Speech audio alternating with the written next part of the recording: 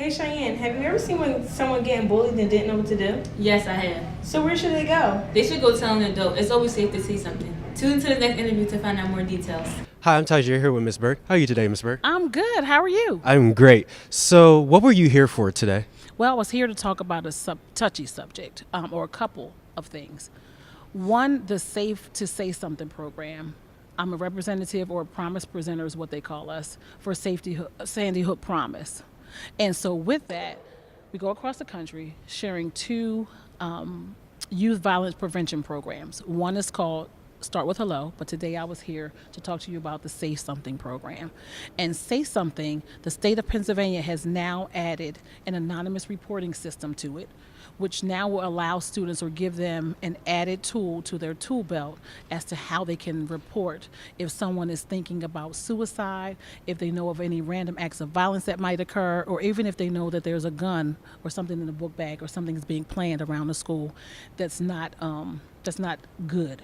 And so now showing or knowing that there is that added tool into the tool belt, helping you to know that or create that safe environment and know what to do with it.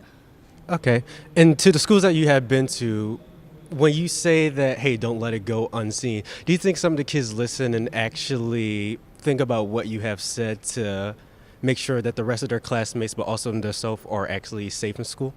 I do. I do think that there are some kids that are going to listen regardless. There's some that's just going to goof off even through all of this. However, I think that the majority, I would say even 99% of the students that hear the program, they hear and they want to do something about it. They do want to become like promise leaders. They do want to take this program and utilize it, even if they don't want to admit it in person.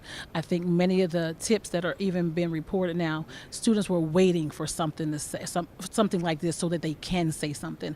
And what amazes me the most, or what I like most about it, is not that the staff and the adults that come up to me and say, "Hey, good job," a pat on the back. It's when the students come up and share stories afterwards, or say, "I thank you for bringing this here. I thank you for bringing this to us because we needed something like this." It's when the students say that make me feel like I've earned my keep. And can you give us a little more depth or information about the Safe 2 website and app? Yeah, and so there's 3 different ways to report. You can actually report on your cell phone, you can report by telephone, dial up, or you can actually report by using the website. And so when you, and then you can report 24 hours a day, 7 days a week, 365 days a year. So there are no blackout dates. There is not ever a time that you cannot report an anonymous tip.